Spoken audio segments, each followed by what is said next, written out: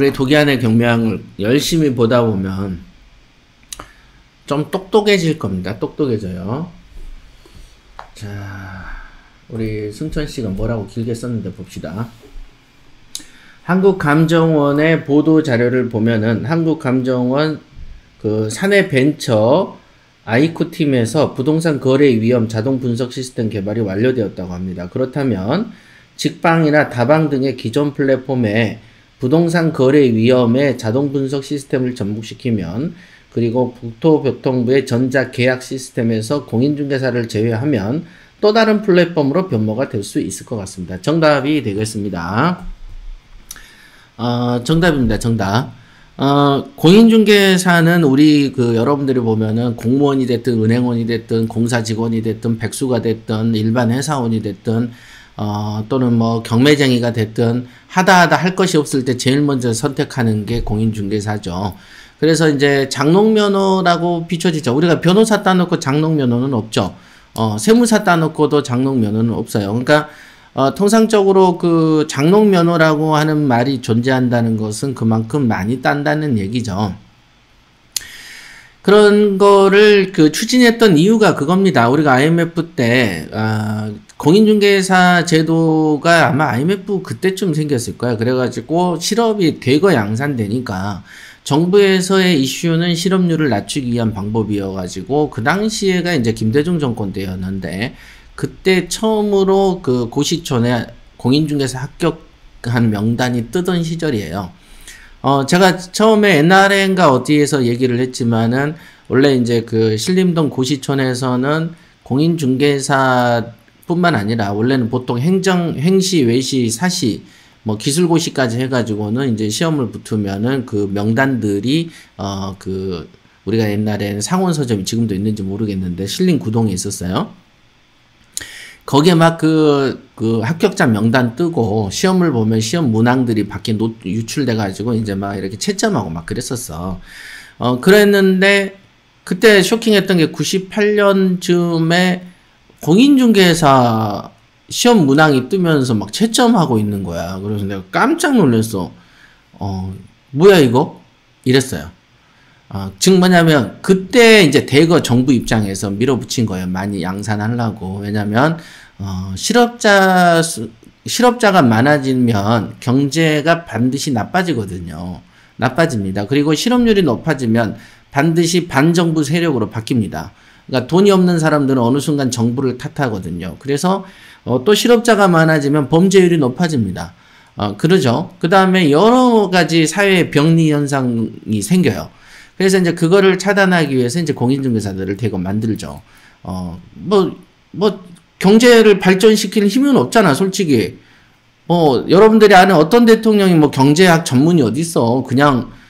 그냥 막 좀 나대는 사람들이 대통령 되지, 뭐 점잔 떨고 학자들이 대통령 된 적은 없잖아요. 그리고 대통령 한번 하려면 술도 작정 마셔야 되고, 막, 나를 키워주는 애들한테 농공영산으로 자리를 나눠줘야 되고, 막 그래요. 어느 정부에도 낙하산 인사 수두룩 빽빽이잖아요. 지금도 보면 낙하산 인사 수두룩 빽빽인데, 그런 토양에서는 이 정부가 발달하기 힘든 거예요. 힘듭니다. 사실상. 우리나라는 아직은 사실상 선진국을 만드는 것은 뭐 삼성이니 현대니 뭐 이런 기업하는 사람들, 재벌들이 이제 우리를 리드해 가는 것이지, 이제 그 국가기관은 이런 재벌들이 사업을 잘 하게끔 법적 제도적인 장치를 만들어주고 우수한 인재를 양산할 수 있는 교육제도하고 뭐 이런 것들을, 문화 시스템을 활달하게 만들어줘야 되죠. 그러니까 예를 들면 뭐 미국은 헐리우드가 만화 영화라든지 영화를 만들어가지고 외화를 벌어들이듯이 한국도 문화예술 쪽의 창작의 자유를 대거 막 자극을 해줘야 되겠죠.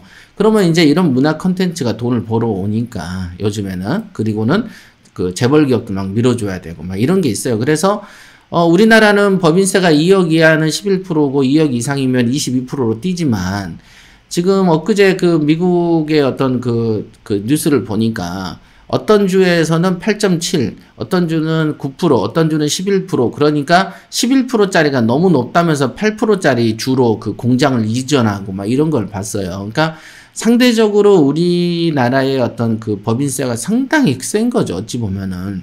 그것도 지금 원래 더 셌던 걸 이명박 정부에서 낮춘 거예요.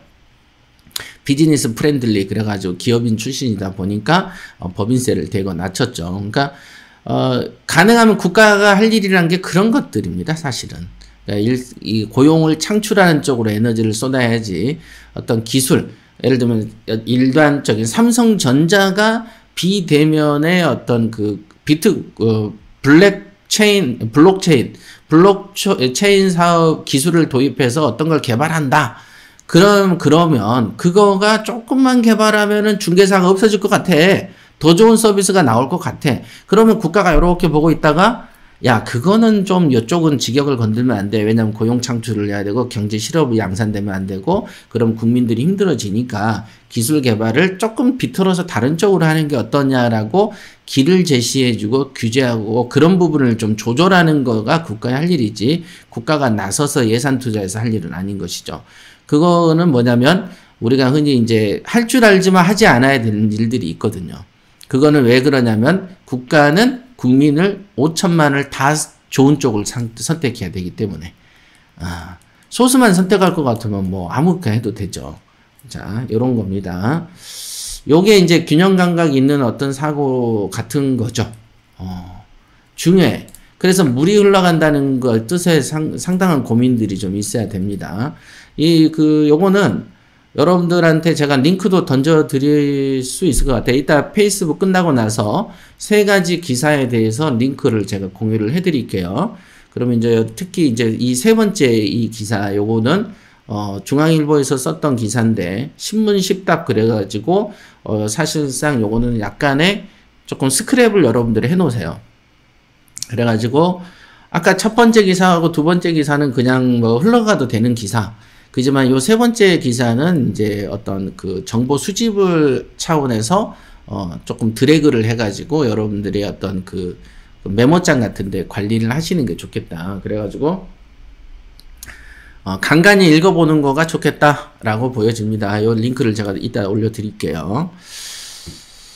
자, 여태까지는 1주택자에 대해서는 양도세가 비과세가 됐었죠. 비과세가 됐었죠. 왜냐하면 원래 이것도 계속 바뀌었어요. 그러나 최근 들어 더 바뀌었죠. 2년 거주에 3년 보유 뭐 이런 식으로 바뀌었잖아요. 그랬는데 이제 그 2년 거주 2년 보유 조건이 충족돼야 되는 게 2017년이었습니다. 그러나 이제 3년 보유 형태로 중간에 또 바뀌었어요. 그러다가 근데 이제 이 기준이 설령되더라도 실거래가 기준으로 9억까지만 앞으로는 면제해주고 9억이 넘으면 초과분에 대해서 양도세를 내라. 자, 요렇게 이제 법이 바뀌었대요. 그러니까 우리가 여태 알고 있었던 것은 1가구 1주택은 비과세 요건을 충족하면 비과세가 100% 된다라고 생각했던 거가 이제 9억을 기준으로 해서 9억이 초과되면 양도세 내라 이거예요.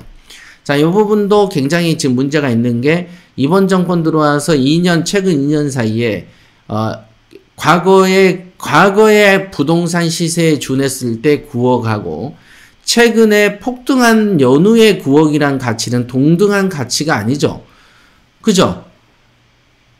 9억이라고 있었던 지표는 옛날에 두루두루 싸고 어떤 게 9억 넘는 그런 소수가 9억이 넘는 부동산 시세일 때 얘기고 지금은 태반이 그 폭등을 해버렸지 않습니까? 1, 2년 사이에. 폭등했기 때문에 현재 이 9억이란 기준을 그대로 적용하면 안 되지. 이거는 최근에는 뭐 13억을 하든 15억을 하든 이런 식으로 올려야 되는 것이죠. 이게 법이지. 이게 법이죠. 그러나 부동산은 폭등까지 시켜놓고서는 기준점을 9억은 그대로 유지해. 자, 요게 대부분 가장 악랄한 방법이죠. 이건 악랄한 방법이다, 이거.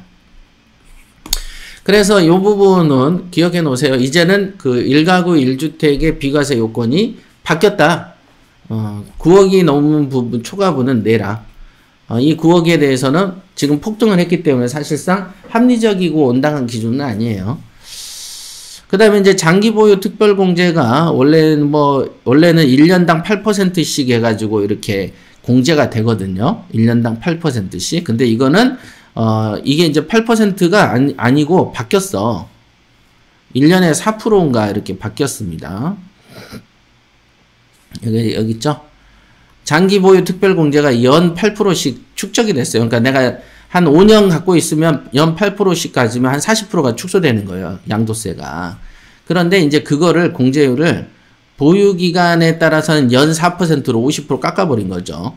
깎아버리고 거주 기간을 또 연 4%로 가산점 주는 거야. 그러니까 내가 한 2년 보유하면은 2, 4, 8%, 그 다음에 거주를 2년을 거주했어. 그러면 또 8%에서 16%의 그 장기 보유 특별 공제를 해주겠다 이거잖아요. 그런데 2년을 갖고 있었는데 내가 살진 않았어. 그럼 8%만 깎아주겠다 이거예요. 그러니까 요런 거죠. 그러니까 현재 8%까지 깎아주는 걸 4%로 축소시켜버리는, 좀 이 정부는 뭐 50%든 60%든 막 되게 막 그냥 후려치는 그런 거죠. 너무 그냥 막 잘라버린 거야. 그냥 화끈한 거지. 어찌 보면 화끈한 거야. 그래서 이렇게 됩니다. 그래 요런 제도, 아마 이제 여러분들이 장기보유 특별공제가 1년에 8%씩 깎이는 거였어? 라고 생각하는 거 오늘 처음 배우신 분이 있을 거예요. 그지만 이때부터는 4%로 바뀐대. 장기보유 특별공제 매년 오래 갖고 있는 사람한테 주는 어떤 할인율이 4%로 떨어졌대. 근데 거주기간에도 4%를 합산을 4%를 주나 봐. 거주 안 하면은 오래 갖고 있어 봐야 큰 의미가 없어. 뭐 이 정도의 느낌 정도로 기억하시면 될 것 같습니다. 이거 뭐 시험 문제 안 나오니까. 자, 이 경우도 이제 여러분들한테 중요한 부분인데요. 전세 계약기 만료가 6개월 이상 남으면 서둘러서 매매하고 등기를 빨리 쳐요. 그 다음에 6개월이 되기 전에 야, 나 실거주 할 테니까 계약갱신 하지 마. 이래야 된다는 거예요. 그러니까 계약갱신 청구권을 우리가 임차인이 쓸 수가 있기 때문에 그건 언제부터 쓸 수 있냐면 계약 만료 6개월 전부터 쓴단 말이에요. 그러니까 그러면은 여러분들이 아파트를 6개월이 아니고 계약기간이 한 3개월 남은 상태에서 여러분들이 그 실거주 하려고 그 아파트를 샀어. 그러고 나서 등기를 쳐도 임차인이 야, 나 2년 더 살 거야 해버리면은 돈은 돈대로 내놓고 자기 그 사는 집으로 못 들어가는 상황이 생기는 거예요. 그러니까 이 계약갱신 청구권은 언제부터 쓸 수 있다고? 6개월 전부터 사용할 수 있으니까 애초에 여러분들이 실거주 할 것 같으면 계약기간이 6개월보다 더 남은 상태 7개월 전에 사서 빨리 잔금 치르고 등기 낸 다음에 6개월째쯤 돼서 계약갱신 청구권을 말하기 전에 야, 내가 살 거야 라면서 미리 얘기해라 이 말이에요. 그러니까 앞으로는 이제 여러분들이 부동산을 살 때는 실제로 실거주 할 경우에는 임차인이 몇 개월 남았냐, 계약기간 만료 전 몇 개월 남았냐, 7개월 남았냐, 8개월 남았냐를 물어보고 사야 된다는 것이죠. 그러니까 임차인의 계약기간이 3개월 남은 그 집은 시장에 내놔도 실거주자에게는 안 팔리는 상황이 생겨버린다는 거죠. 그러니까 부동산을 내놔도 안 팔리는 상황이 생길 것이다, 앞으로도. 그러다 보니까 순환이 잘 안 돼. 이런 상황이 됩니다. 그러니까 요거는 굉장히 중요한 요소죠. 오늘 공부 중에서 가장 백미입니다. 여러분들이 실거주를 하려고 한다면 6개월 이상 남은 부동산을 사서 빨리 계약 치른 다음에 실거주 할 테니 나가다 주세요 라고 말을 해야 된다. 요거 중요한 거예요. 오늘 그 기사 중에서 제일 중요한 기사가 되겠습니다. 자, 요런 것도 있더라고요. 요런 것도 좋습니다. 그런 것도 한 집에서 임차인이 10년 가까이 살았어요. 그런데도 또 갱신 청구권을 2년 이상의 추가를 요구할 수 있습니까? 그랬더니 예, 된답니다. 기존에 몇 년 살았는지랑 상관이 없고요. 어쨌든 한 번은 쓸 수 있대요. 한 번은 쓸 수 있대요. 한 번은. 그것도 구두로 말할 수 있다 이거예요. 그러니까 한 10년 살았어도 다시 또 2년 또 살 수도 있는 거예요. 요런 겁니다. 어쩌고 전월세 전환율이 어쩌고 이런 거는 이제 여러분들 읽어보시고요. 뭐 여기 있었죠? 요런 것도 자세히 읽어보세요. 1주택자 종합부동산세가 공동명의가 더 유리하냐. 예전에는 종부세를 줄이기 위해서 공동명의를 많이 권장했고 고가의 집들은 공동명의를 했었습니다. 그러나 이제는 어떻게 되냐면 세무사와 상담하는 것이 좋다. 그러니까 세무사도 헷갈린다는 거예요. 그러니까 왜 헷갈리냐 보니까 고가의 주택을 오래 보유한 고령의 집주인은 단독보다는 공동이 유리하다. 다만 나이, 기간, 집값에 따라서 세액이 달라져서 구체적인 유리하고 불리는 세무사와 상담하세요. 이렇게 돼버린 거예요. 그러니까 알 수가 없다. 그러나 요즘에는 또 공동명의를 단독으로 바꾸면은 또 증여세 내야 되니까 하여간 알 수 없다. 이거는 세무사와 상담하세요. 이렇게 된 겁니다. 그러니까 지금 뭐 양도세를 포기하는 양포 세무사가 는다고 하는 것처럼 이제 세무사가 사실 가장 힘든 직업 같아요. 요즘에는 변호사는 물 만난 거고 세무사는 좀 힘들고 세무사쯤 됐는데 왜 이렇게 몰라요 그래 버리면 솔직히 좀 부끄럽잖아요. 그잖아. 세무사인데 세금 문제 물어보는데 답을 빨리 못 해줘요. 그러면은 조금 직업적으로 자신감이 없는 거죠. 그러니까 세무사 안 하기 다행이지 사람들이. 정말 골치 아픈 것 같아요. 그런데 변호사는 좋죠. 싸움이 많이 생기니까. 자, 분양권도 주택으로 간주한다. 이거 중요한 어떤 최근에 바뀐 제도 중에 하나죠. 자, 710 대책에서 양도세를 낼 때 분양권을 주택수에 포함시켜 버렸어요. 그래서 1주택하고 1분양권이 있으면 2주택자로 해서 양도세를 내야 되는 상황이 돼버린 겁니다. 그 다음에 뭐 어쩌고저쩌고 뭐 있는데 요런 상황이 좀 바뀌었다. 이렇게 너무 많이 바뀌니까 저도 뭐 저도 읽어드릴 뿐이지 기억 안 합니다. 기억할 의미를 느끼지도 않고 뭐 이건 꼭 기억해야 돼 라고 할 만한 가치도 별로 없고 그냥 이런 게 있다. 이렇게 경매랑 큰 관계 없어요. 자, 재건축 단지에서 1년 살고 전세를 줬는데 1년만 더 살면 2년을 채우냐라고 물었어요. 그러니까 거주 기간을 합산하는 것이어서 연속으로 2년을 안 살아도 된다. 우리가 재건축은 2년간 실거주를 하게끔 되어 있잖아요. 2년 실거주를 하지 않으면은 아파트 그 분양권이 안 나온답니다. 그러니까 1년을 살고 전세를 내줬는데 이 법이 최근에 바뀌다 보니까 그럼 어떻게 해야 돼? 그러면 나중에 또 들어가서 1년만 살아도 2년 된 거 아니냐? 아, 그래? 2년 실거주 요건은 이런 거야. 이렇게 이제 돼 있죠. 이 규제는 조합 설립 전의 단계 재건축 단지 소유자에게만 적용된다. 이거죠. 그러니까 이미 설립되어 버린 곳에서는 2년 실거주 요건을 적용하지 않겠다. 자, 이런 게 일종의 소급표를 하지 않겠다는 건데, 법인이 가지고 있는 종부세는 소급표를 줬기 때문에 지금 우리가 헌법소원까지 갔던 겁니다. 자, 요거까지 읽어보도록 하죠. 자, 무주택자였는데 주택담보대출을 받아서 집을 샀대요. 그런데 산 집으로 이사하지 않으면 어떻게 되냐. 무주택자도 규제지역에서는 주담대를 받아서 집을 샀으면 6개월 안에 이 집으로 들어가야 돼. 들어가야 돼요. 집을 사면 들어가야 돼, 무조건. 딴 데 가면 안 돼. 투기과열지구에서 9억이 넘는 주택을 살 때만 1년 안에 전입을 하도록 하는 거죠. 너무 헷갈리지 않습니까, 여러분? 피곤해서, 너무 안 피곤해, 지금? 자, 규제지역에서는 돈 주고 집 사면 6개월 안에 이사해야 돼. 근데 규제지역 중에서도 투기과열지구에서, 즉 서울 같은 데는 9억을 넘은 집을 사면은 1년 안에 전입을 해야 돼. 막 헷갈리죠? 조정대상 지역은 2년이래요. 그러니까, 헷갈리네. 6개월 안에 안 넘기면 대출금을 반환해야 되고 3년간 대출을 안 준대 또. 그러니까 이것도 과잉금지 원칙에 위배되는 거죠. 근거 없죠? 그냥 6개월 안에 이사 안 가면 야, 너 돈 다시 내. 국가가 지가 돈 빌려준 게 아니고 은행 돈이잖아. 은행 돈이잖아. 근데 은행 계약을 야, 6개월 안 살았어? 돈 빨리 다시 받아내라고 은행한테 압박을 넣어야 되는 거죠. 맞잖아. 그 다음에 또, 야, 얘는 말 안 들었으니까 3년 동안에는 돈 빌려주지 마. 자, 이런 건데, 이게 진짜 이게 좀 이상하지 않으세요? 안 이상해, 이게? 사채업자한테 빌려도 이런 짓은 안 하지, 통상.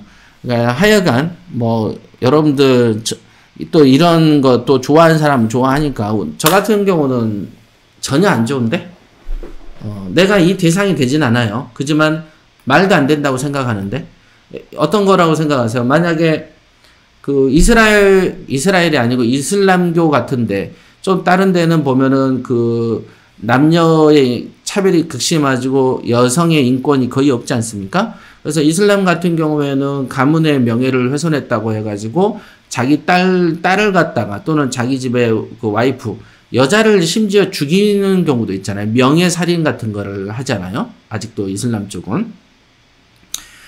그거를 들으면 여러분들이 그런 상황을 옆에서 보거나 겪진 않죠. 대한민국은 이슬람교가 아니니까. 맞죠? 그러니까 여러분 입장에서는 그런 걸 겪을 일은 없지만 그런 걸 신문 기사로 보면은 벙찌고 황당하지 않습니까? 뭐야 이거? 이렇게 되죠? 지금 이런 느낌이야. 전혀 뭔 말인지 모르겠어요. 그러니까 여러분들도 이런 걸 굳이 애우려고 할 필요는 없어요. 그냥 그래 이런 게 있어? 이렇게 생각하면 됩니다. 6개월 안에 이사 가세요. 이러면 되죠. 6개월 안에 이사 안 가면은 3년간 안 빌려줄 거고 6개월 안에 대출금을 내야 된대요. 다시. 그럼 보세요. 대출을 받아서 산 집인데 내가 못 들어갔네? 어떤 사정인지 모르겠어. 안 들어갔어. 어쨌든. 그러면 대출을 반환해야 된다 그러면 내가 반환할 돈이 어디 있어? 그러면 은행에서 경매를 치나? 나 은행에 이자 계속 내는데? 은행에 이자를 계속 내면은 근저당권을 실행할 수가 없는데 어떡하지? 이런 것까지 생각 안 하는 거야 지금. 그냥 이런 게 있다. 그래. 더 많이 해봐. 요렇게 이제 생각을 해보면 되는 거죠. 자, 이게 이제 그 최근에 이슈가 됐던 부동산 신문 쉽다. 자, 이 부분은 중요한 내용 같아요.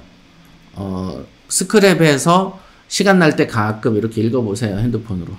그러면은 적어도 경매쟁이가 남보다는 법은 좀 알아야지. 응? 경매쟁이는 경매도 잘해야 되지만 이런 것도 많이 알아야 됩니다. 자, 여러분들 이제 글 읽고 마감토록 하겠습니다.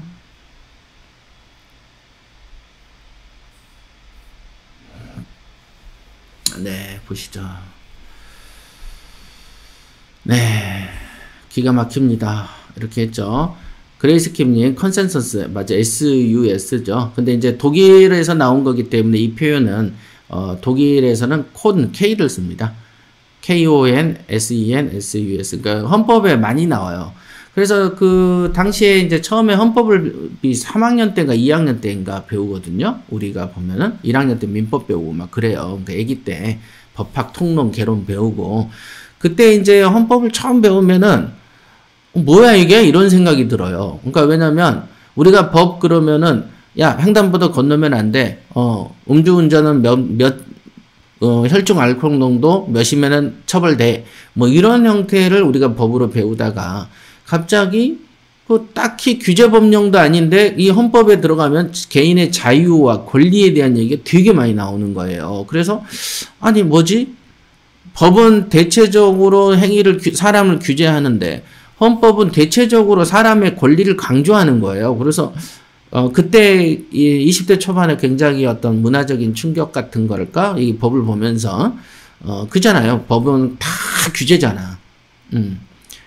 규제잖아. 법은 다 규제야. 그런데 헌법은 규제보다는 인간의 그 권리에 대한 얘기, 그 다음에 그 권리가 왜 생겼는지 보면은 프랑스 대혁명 때 자유박애 뭐 이런 거가 생기는 거야.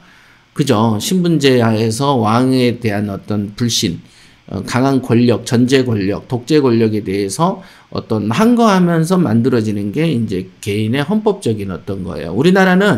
우리나라의 법학자들이 어떤 거를 만드는데 기여하는 법이 한 개도 없습니다. 그러니까 거의 다 독일법, 일본법을 갖다 베낀 게 우리나라 법이에요. 그래서 통상적으로 이제 그 우리나라 일본법은 우리나라가 일본의 식민지였기 때문에 현재 가지고 있는 민법 체계가 옛날에는 일본법을 많이 따랐어요. 그랬고 실제로 또 다른 법들은 좀 더 높은 법들은 거의 다 독일법을 따릅니다. 그리고 이제 특히나 헌법 같은 경우는 전 세계 비교 헌법을 많이 가지고 옵니다. 그러니까 좋은 법, 그러니까 미국에 있는 법들 막 가지고 와서 하는 거거든요. 그래서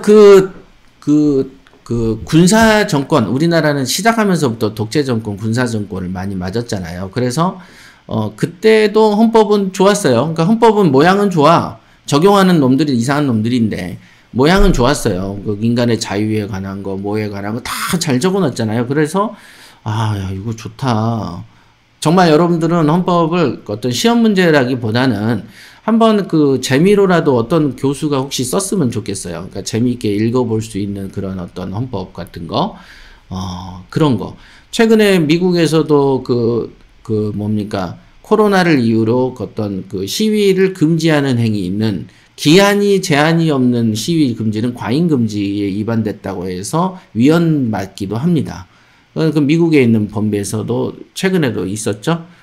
트럼프가 강제로 하는 어떤 행위들, 시위 금지, 집합 금지 자체를 위헌 판결을 내려버린 사례가 있어요. 그러니까 이게 그런 거예요. 그러니까 어떤 충돌하잖아요. 충돌할 때 교묘한 중간 자리를 선택하게끔 해요. 절대 지나치면 안 된다는 게 헌법의 이념입니다. 그러니까 이 헌법의 이념대로 배워서 여러분들의 그 가정생활에 남편이 부인한테, 부인이 남편에게, 또는 부모가 자녀한테 이 헌법적인 어떤 체계로 이렇게 뭔가 애기들의 인권과 자유권을 존중하면서 공부도 하라고 하면서 하는 이 절묘한 어떤 제한들이 필요한 거죠. 그러니까, 애기들이 아이폰을 많이 본다고 해서, 야, 갖고 와, 뺏어버리는 조치보다는 규제를 어떻게 하고 할 거냐. 애들이 보는 거는 지 자유잖아요. 그지만은 그 자유를 너무 지나친 방종이 되고 애들 인생이 버려지는 거죠. 그래서 부모가 그걸 억압을 할 때 너무 뺏어버리면 이거는 애기들한테 상처를 주는 거죠. 그러니까 이게 그런 게 있습니다. 그러니까 헌법적인 거가 굉장히 필요해. 어떤 가치를 가지고 사람을 조져버리면 안 돼. 그거가 문제돼서 탄생한 게 자유와 권리거든요. 옛날에 황제 시대 때부터 탄생한 거니까. 그거에 못 살겠다라고 생각해서 나온 거거든요. 그러니까, 여러분들은, 일반인들은 사실상 그 법률에 대해서 많이 생각 안 해보시잖아요. 그런데 저는 많이 어려서부터 이제 거의, 사상 자체가 거의 20세부터는 이 법에 대한 얘기, 그 다음에 이제, 뭐랄까, 우리가 중국의 고대사를 보면 거의 다 황제 시대에 나타나는 얘기잖아요. 그래서, 예를 들면, 황제가, 맹자, 공자하고 주고받는 대화들이 되게 많이 있어요. 그래서, 덕이란 무엇이냐, 군신도리는 무엇이냐, 뭐 이런 걸 저는 많이 읽어봤어요. 그래서, 옛날에 맹자나 공자나 이런 사람들, 또는 노자나, 뭐 이런 장자들의 어떤 글들을 봤을 때 어쨌든 백성은 왕의 스승이죠. 백성이 없으면 왕이 존재하지 않죠. 그죠? 그래서 백성이 편해야 왕이 존재하는 거다. 뭐 이런 것들을 그런 독재가 아니고 그때는 왕권이니까 엄청나게 무섭잖아요. 그게 이제 법치가 아니고 인치 시절에도 백성의 어떤 눈치를 보는 정치. 그다음 우리나라도 조선시대만 해도 보면은 왕이 함부로 뭐 하려고 그러면은 막 유생들이 반발을 해서 뭐를 쓰잖아요. 뭐라 그러냐, 상소하고 뭐 이런 어떤 유학자의 집단이 되게 셌습니다. 그러니까 조선시대는 왕권이 굉장히 약한 시대를 조선시대를 봅니다. 그래서 이제 그런 문화들을 고전을 많이 읽어보면은 여러분들이 많이 배우실 거예요.